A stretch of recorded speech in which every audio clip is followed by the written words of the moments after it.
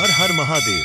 दोस्तों, सावन के इस पावन महीने में आज हम आपके लिए लेकर आए हैं सोमवार व्रत से जुड़ी एक अद्भुत और प्रेरणादायक कथा, जिसे सुनने मात्र से ही शिव भक्ति और विश्वास और गहराता है।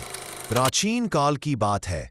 सौम्यनगर नामक राज्य में एक धनवान साहूकार रहता था, जिसका नाम था आनंदमणि। उसकी पत्नी का नाम था भद्रावती। दोनों शिव भक्त थे, समर्पित और श्रद्धालु। उनके पास धन, वैभव, सम्मान सब कुछ था, लेकिन नहीं थी तो केवल एक चीज, संतान। संतान की अनुपस्थिति उन्हें भीतर से तोड़ती थी, पर वे हार मानने वालों में से नहीं थे। आनंदमणि और भद्रावती दोनों ने हर सोमवार को भगवान शिव का व्रत करना शुरू किया। वे शिवलिंग पर जल अर्पण करते, बेलपत्र, फूल चढ़ाते, चंदन से लेपन करते और पूरी श्रद्धा से प्रार्थना करते कि उन्हें संतान की प्राप्ति हो। यह क्रम वर्षों तक चलता रहा। उनकी भक्ति और निष्ठा में कभी कोई कमी नहीं आई। एक दिन माता पार्वती ने कैलाश पर्वत पर ध्यान लगाया और उन्होंने देखा कि आनंदमणि वर्षों से सच्चे भाव से भगवान शिव की आराधना कर रहा है। फिर माता पार्वती ने भगवान शिव से कहा, हे नाथ, यह आपका भक्त इतने वर्षों से श्रद्धा से व्रत रख रहा है, फिर भी इसकी मनोकामना पूर्ण क्यों नहीं होती? तब भगवान शिव ने उत्तर दिया, उमा, इसके पूर्व जन्म के कर्मों के कारण इस जन्म में इसे संतान सुख नहीं मिल सकता, लेकिन अब यह मेरा भक्त है और भक्त की इच्छा पूर्ण करना मेरा धर्म है। तुम्हारी करुणा और इसके भक्ति भाव को देखकर मैं इसे संतान का वरदान दूंगा। फिर उस रात भगवान शिव ने आनंदमणि के स्वप्न में दर्शन दिए और कहा, हे भक्त, मैं तुम्हारी भक्ति से प्रसन्न हूँ। मैं तुम्हें पुत्र प्राप्ति का वरदान देता हूँ, लेकिन याद रहे, तुम्हारा पुत्र केवल 12 वर्षों तक ही जीवित रहेगा। स्वप्न समाप्त हो गया। सुबह जब आनंदमणि जागा तो उसका हृदय भाव विभोर था। एक ओर पुत्र प्राप्ति का सुख, दूसरी ओर केवल 12 वर्षों की आयु की चिंता।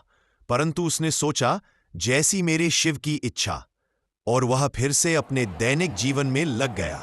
कुछ समय पश्चात भगवान शिव की कृपा से आनंदमणि के घर एक अत्यंत सुंदर बालक का जन्म हुआ। पूरा नगर दीपों से सजाया गया, मिठाइयां बांटी गईं, पूजा पाठ, भजन और शिव स्तुति के साथ उत्सव मनाया गया। नामकरण के समय उसका नाम रखा गया सौम्य व्रत, क्योंकि वह सोमवार व्रत के फलस्वरूप भगवान शिव का दिया हुआ वरदान था। समय बीतता गया। सौम्य व्रत हंसता खेलता बड़ा होने लगा।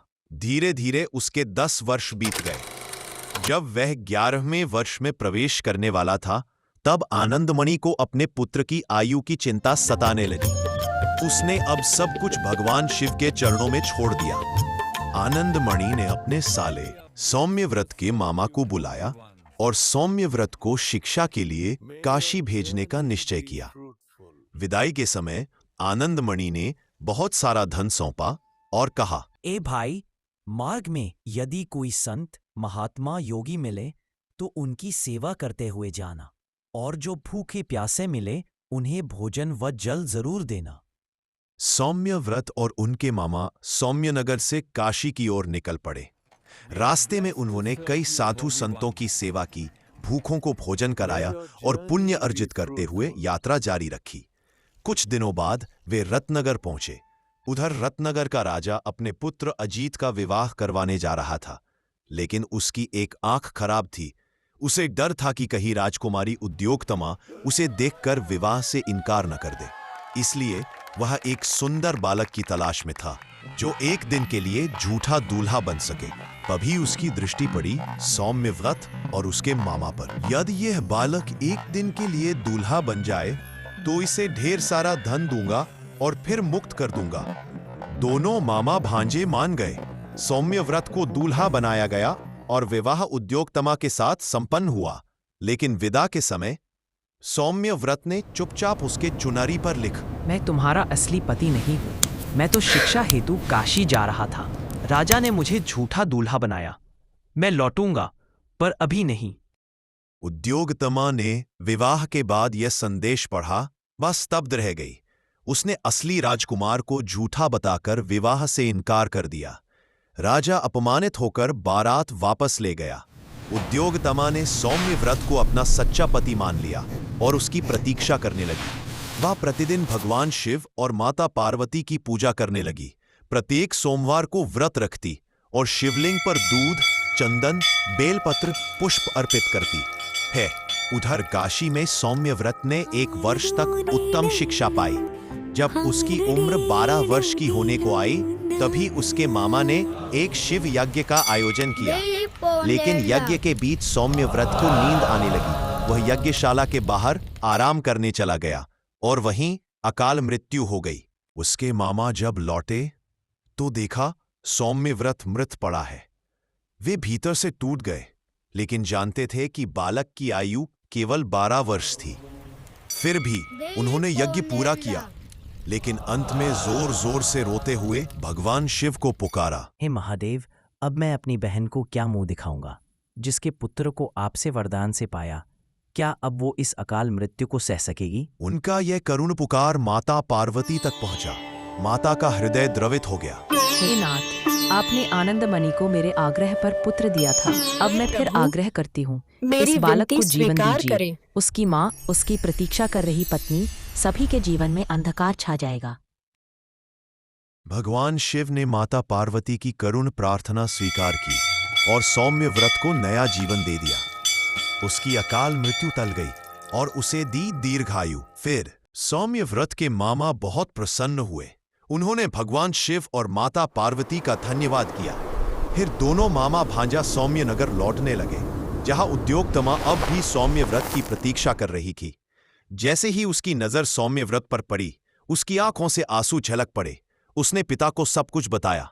राजा ने सौम्य व्रत का भव्य स्वागत किया और बेटी का विवाह विधिपूर्वक सौंप दिया।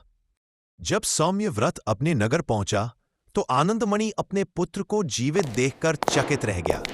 वह रो पड़ा खुशी से। फिर आनंदमणि, उसकी पत्नी भद्रावती, सौम्य व्रत और उद्योगतमा सभी ने मिलकर भगवान शिव और माता पार्वती की जय जयकार की। नगर में उत्सव मनाया गया।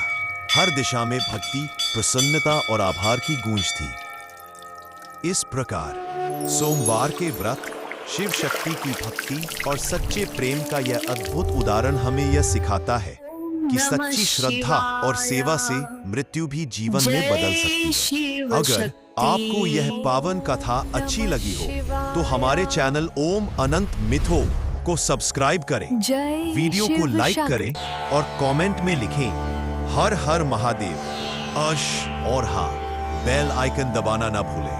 शेयर जरूर करें ताकि अगला भाग या नई कथा सबसे पहले आप तक पहुंचे। आपके समय, भक्ति और प्रेम के लिए कोटि कोटि धन्यवाद। फिर मिलेंगे एक नई कथा, नई प्रेरणा के साथ। जय भोलेनाथ, हर हर महादेव, जय शिव शक्ति की।